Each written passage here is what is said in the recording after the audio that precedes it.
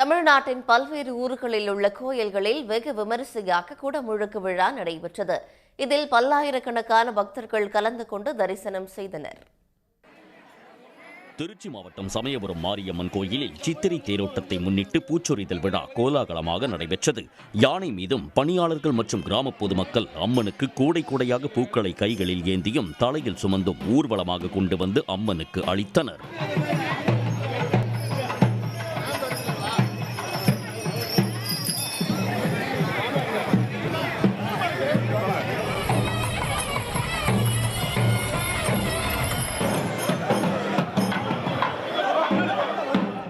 செங்கல்பட்டு மாவட்டம் மதுராந்தகம் அருகே புலிகொரடு கிராமத்தில் முத்துமாரியம்மன் பாலமுருகன் கோயில்களில் குடமுழுக்கு நடைபெற்றது.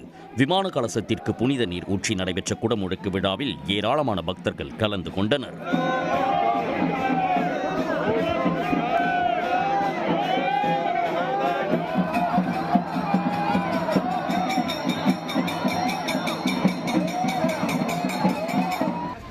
திருவண்ணாமலை மாவட்டம் செய்யாறு அடுத்த அடிவேடை தாங்கி பைரவபுரம் கிராமத்தில் சொர்ணகால பைரவர் கோயிலில் குடமுழுக்கு விழா நடைபெற்றது.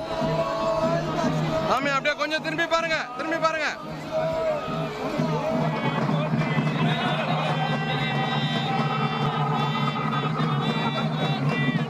செங்கம் அருகே பட்டாணிக்கொள்ளை செய்யாற்றங்கரையோரம் அமைந்துள்ள பச்சையம்மன் கோயிலில் குடமுழுக்கு விழா நடைபெற்றது. 12 ஆண்டுகளுக்கு ஒருமுறை நடைபெற்ற விழாவில் திருவண்ணாமலை மாவட்டத்தினர் மட்டுமின்றி கிருஷ்ணகிரி, ஓசூர், வேலூர், திருப்பத்தூர், விழுப்புரம் மாவட்ட மக்களும் பங்கேற்று தரிசனம் செய்தனர்.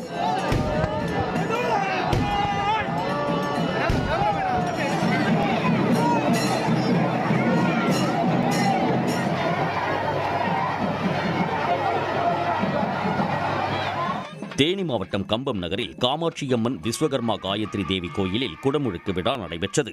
கம்பம், கூடலூர், சுருளிப்பட்டி, புதுப்பட்டி உள்ளிட்ட பல்வேறு பகுதிகளில் இருந்து வந்திருந்த ஏராளமான பொதுமக்கள் மீது தண்ணீர் தெளிக்கப்பட்டது.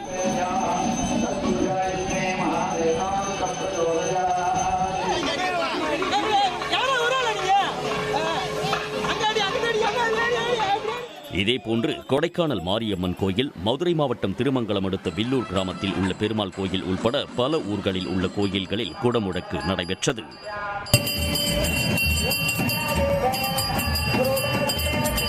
உடனுக்குடன் செய்திகளை தெரிந்து கொள்ள சன் நியூஸ் பெல் ஐகானை கிளிக் பண்ணுங்க.